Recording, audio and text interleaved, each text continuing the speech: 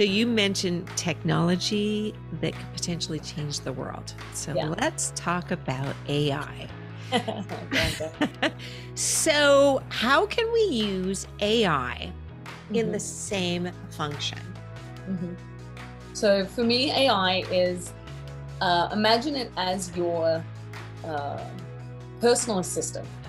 And there are so many different executions of AI, and we've had AI in technologies for a long time, yet they've been quite silent to us. We weren't necessarily aware that they were functioning, yet what they were actually doing was supporting us in different ways. And so when you go to things like ChatGPT, you can use it for supporting you in your writing, in your research. Should you validate that? Of course you should. Always use multiple sources. It's like I wouldn't just go to one expert. But one thing that these technologies are starting to do is help to make certain activities that we do every day a little bit easier.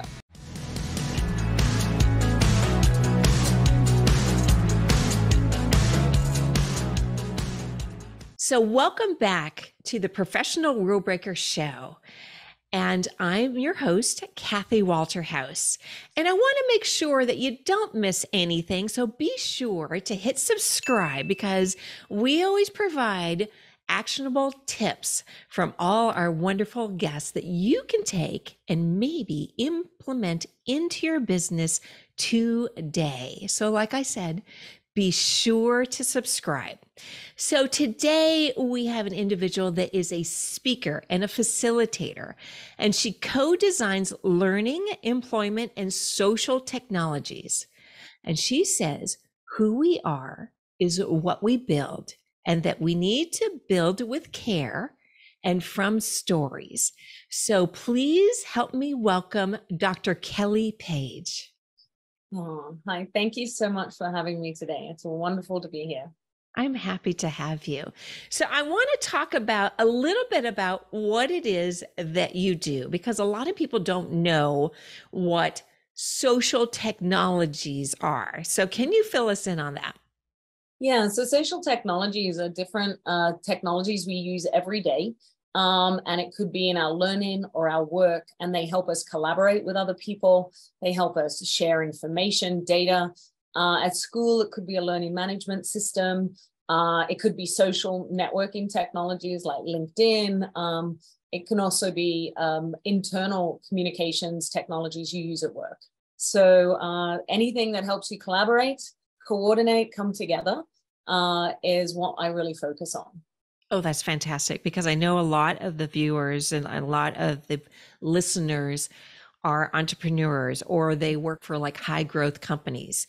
So collaboration is always key in everything that we do. So whatever we can do to make it easier to collaborate is always like a really big win. So let me just start with that. So what can we do to make it easier to collaborate with others?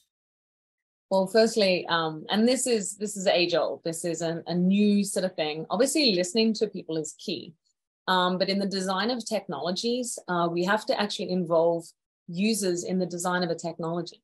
And so, if you're developing a program, if you're developing any kind of offering for people, it's like having users and customers at the design table, giving you feedback and so forth, can really help you.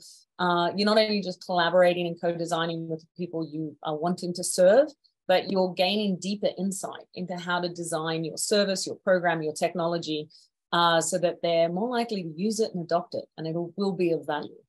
Oh, that's So, yeah. Because like, can you imagine if you spend all that effort mhm, and people either don't use it or they don't adopt it?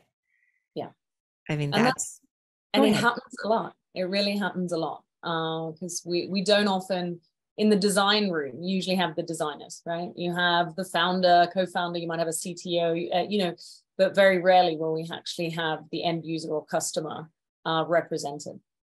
It almost sounds like what you're doing is what's near and dear to my heart, a focus group. Mhm. Yeah, it's similar to focus groups. That's one of the methodologies we could use. Sometimes also being in community with people. So, for example, if you're working on a learning technology, and it might use AI, for example. And I know that's a hot topic right now, in That's an school. understatement. I know, right? In schools or with teachers, my first point is, are teachers at the table with you as you're designing it, so that you can ensure that it's really relevant and of value to them, as opposed to just for your tech team or your data scientist team. It's like you need to definitely have people at the table to ensure it has that usability. Oh, absolutely. So I have a couple questions based off of that. Yeah. So how do you get the people that you have in essence in this focus group to be open to share really what it is that they need? Because what I have found sometimes that people are shy, or if they work for like a big company, they try to stay within that box of what they think the company wants to hear. So how can you encourage people to really share what it is that they need so that they're going to adopt it, so the program is just amazingly successful? Yeah. So with co-design efforts, it's really different than traditional research like focus groups. Focus groups can sometimes be extractive. You turn up, you get paid for your hour, 2 hours, you give your thoughts. Often there is the bias that people say what they think the researcher wants to hear or the company wants to hear.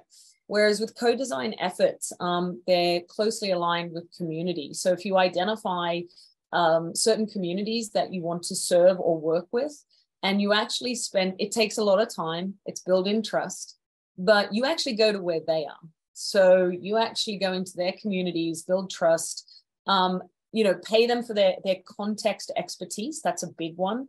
Often we elevate product expertise in the design of these technologies, whereas context is your lived experience. And so actually going into communities, identifying champions who might work with you on the technology, and building trust over time is really critically important. And if you do it over time as well, it's very difficult for people not to be their true self. No, I totally agree. It's interesting because I see an analogy between what it is that you do and sales. Because in sales, you're trying to build trust, you're trying to build a relationship, and you're really trying to find out what is their problem so that you can help them find a solution, or your offering is the solution.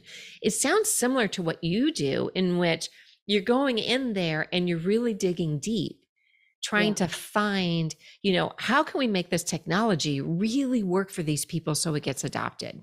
Yeah. Well, and it's also different in the sense of when people design something together, and while, it might be the focus of the design of a technology, it could also be the design of a service. If people are involved in the design of it, it's actually less about sales, more about customer service, more about customer relationships, and really designing with people so they feel some ownership over it. And I think that, there's a lot of examples of services or tech or programs where they're built and we're like, okay, yeah, that's interesting, but it doesn't do this or it doesn't do that. And people also feel that companies are only interested in their data, not in who they are as a human being. So it's really, the relationship is really critical, building trust, building relationships, and they can be ongoing as well. And that these people become part of your design team, and co-design team, depending on the project and the length of it. Yeah. Absolutely. It's interesting because I think about the times just talking about technology and software, nothing else, where I have gone to something and I'm like, why is this? And I'm pretty tech savvy. And I look at it and go, why is this so hard to use? Or why are they doing this? And so it's really interesting that, what it is that you do. I'm curious to find out, how on earth did you end up in what it is that you do? Yeah, so many years ago, and you can tell I'm not from here. I was born in Australia, grew up in Australia. And when I would actually say that it started my interest in research and understanding how people, we function, we work, and how we work together, right? Learn and work together, because we're social animals and social beings. I would actually say it was probably in my early 20s. And I started, and it was the early days of the internet and the web, and it was going to be this revolutionary technology that's going to change the world, which it has. But it was really interesting to see that a lot of the technologies being built were very separate from the people using them, and especially in the early days. And so if you were a coder, a developer, and you had technical skills and coding skills, you were pretty much building for yourself. And we still see it today. And so I think my work, I started to see a difference between the technical literacy skills of a developer and of consumers. And so it was like, how can we bridge or break the third wall between them? And so they can learn from each other, because, when you're in development and coding, you have a perspective on the world. And when you have nothing to do with the build of technologies, you also have a perspective on the world. So it's about bringing it together. But it was in my early 20s, and I started to do, work with educators, work with just everyday users of the internet to find out what they were scared about, what they loved about it, and what they needed to be successful in using this technology. Because if it was going to change the world, then we need to understand more about what's going to help people be successful. It's not just about the companies. Yeah. So you mentioned technology that could potentially change the world. So let's talk about AI. So how can we use AI in the same function? So for me, AI is, imagine it as your personal assistant.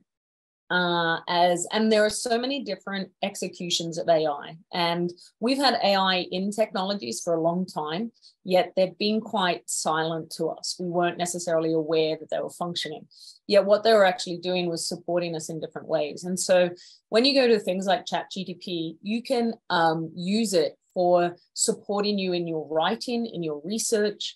Should you validate that? Of course you should. Always use multiple sources. It's like, I wouldn't just go to one expert.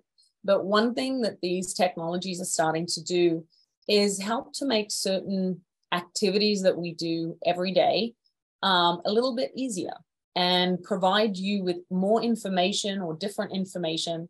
It's like I was working with someone the other day, and they were like, we were talking about the top 100 organizations in a sector. And so we asked ChatGPT, we said, what are the top 100 companies in this sector? And it was really interesting. And we asked for it with references. And it literally gave us a list of the top 100 with the references of where it got it from. And that took like not even, a couple of minutes. So whereas that kind of research could take hours for an individual to do. So I think there are uses of the technology. I'm seeing, there's a group called Knowledge, and what they do, or knowledge is another way they pronounce it, but it's spelled a bit different, NOLJ. And it's to help teachers. And say, for example, you do a talk and it's videotaped or audio recorded, you can actually upload the talk, and the AI will analyze the talk and come up with questions you could ask students, quizzes that you could give them on the talk, and so forth. So it can be used as like an assistant to help us in everyday activities. Oh, I mean, I am blown away every time I do anything with AI, whether it's ChatGPT or any of the other things, because there's like so much out there. Every day there's some new application that becomes public that you can use. And you're right, it takes seconds. Whereas before, old school, if we had to do the research, even before Google, it would take a long time. And then of course, Google came, and Yahoo and all those search engines, and that made it a lot easier. Now, this is literally a search engine on steroids. And I think it's really going to change the world. So it's interesting how you're applying it towards what it is that you do.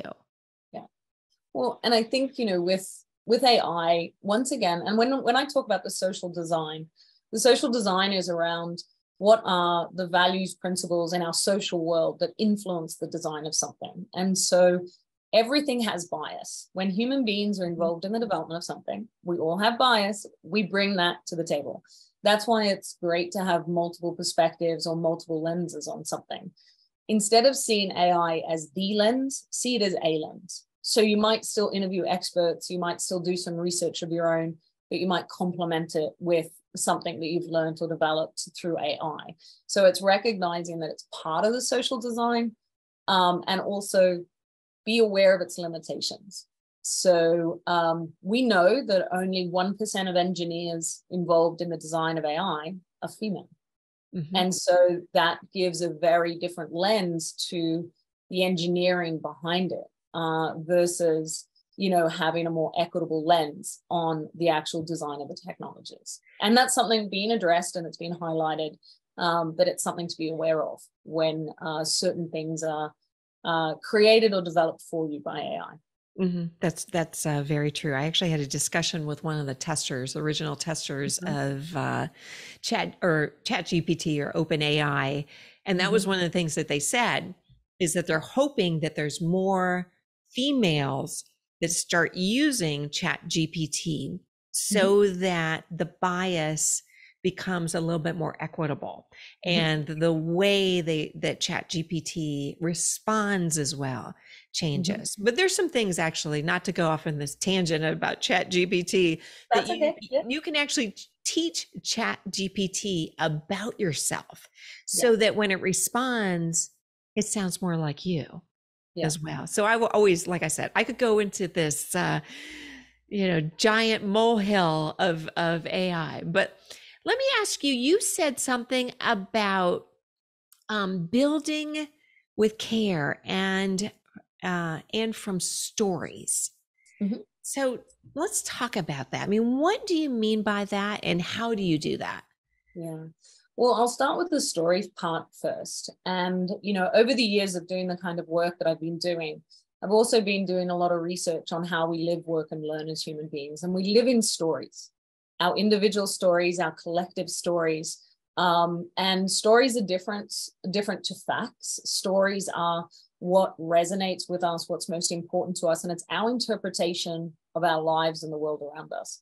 And often when we design, we collect data. We do surveys, we do interviews.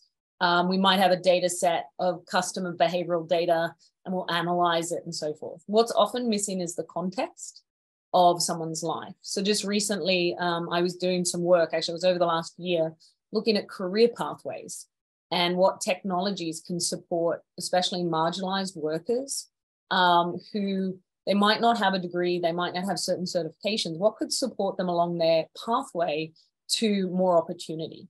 And so what we did was we used stories, and a story-based methodology is where you, with people who you're interested in learning from, you have them share their story with you, and you have a number of prompts. And we do this a lot in creative nonfiction, in memoir writing, and so forth, where you help people develop their narratives.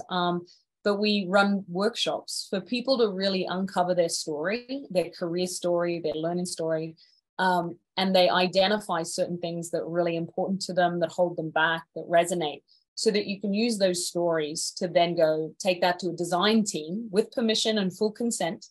Often we anonymize them as much as we can, so that the design team can get an idea of how could the technology be used in that life, in that story, and how could someone, so it's a richer way to design. But along the journey of doing this work over the last 20 odd years, I've often found in technology, we don't necessarily care. And I'm just going to put it out there a little bit. Oops, I might break a rule here. But it's really interesting because we're so focused on building the technology that we're not often pausing to think about the impact and our intention. And our intention could be good. It could be meaningful, but it's recognizing that we also need to care about our workers, our designers, our researchers, but also the people who might use our technology, and really think about what could be, what if we're wrong? What if the technology doesn't work? What if it causes harm? And so there's a whole notion about a manifesto of care. And before releasing something to the public, how have you actually gone down that rabbit hole of, what could this mean for people, not just in the hyperbole of this is fantastic, but what could it mean for people if they're marginalized further, if their data is abused, if AI is never equitable, if AI always has an androcentric lens, right? So, and that's what building from care means. So once we have stories, it's then working with engineering and design teams to go, okay, so how could this technology harm this person's story? Yeah, so it's a really approach technology a little bit differently than it's. I was going to say it's a different lens. It definitely is a different lens, because a lot of times it's almost a race. Yeah, Who can get out there first? Mm-hmm. And without maybe looking at, first off, is it going to be adopted? Is it something that people use easily? But also, what does it do to all communities that are out there? So that's actually really interesting. It's like a different lens. I would say probably the field that you're in is probably growing, is it not? It is growing, and we show up, people like myself show up in different areas. Equity and inclusion is a big part of what we do, because really understanding multiple stories and multiple people's perspectives. But yeah, social ethnography or social design ethnography is growing as we start to think about the impact on the climate and the environment, as we start to think about the impact on communities, and so forth. And so it's really important piece of work, and it is growing. Social innovation is most certainly something that's starting to really grow. Yeah. So I would have to say that you being in this field, since it is somewhat of a newer field, makes you a bit of a rule breaker, right? Yeah, just a little. A little. I am definitely. I don't know if I should equate it to my convict roots, the whole Australian background or what have you, but I definitely asking the hard questions, and when there's patterns and trends, we don't all have to follow those patterns and trends. And yeah, so a little bit of a rule breaker, Kathy. Just a teeny bit of a rule breaker. So let me ask you this. So where can people find you? Yeah. So you can find me online. I'm Dr. Kelly Page on most social technologies and so forth. And also I have a website, drkellypage.com.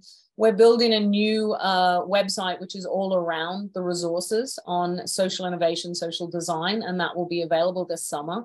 But what's really important for me is, and this is also where I'm a rule breaker, in sharing as much about this stuff as we can, the social design of data, the social design of technology, so people can have more agency over their decisions on what they're using, how they're using it, what they're sharing, and how they're sharing their data and information with people, I think is becoming even more important today than ever before. No, I can't agree with you more. So I just want to thank you for being here today.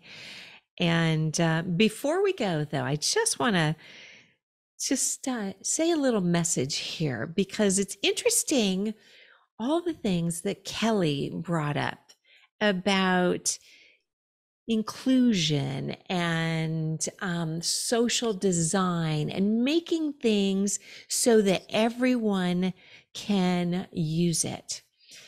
And everyone that's out there, for me, everyone is important.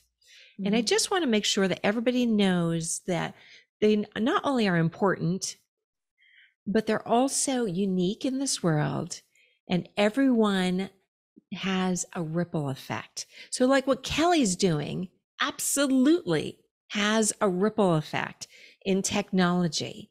And so I want you to think about, what is your ripple effect that you are putting out there in the world today? So again, I want to thank you, Kelly, for joining us. And everyone, thank you for being so supportive of the Professional Rule Breaker. And we will talk to you soon.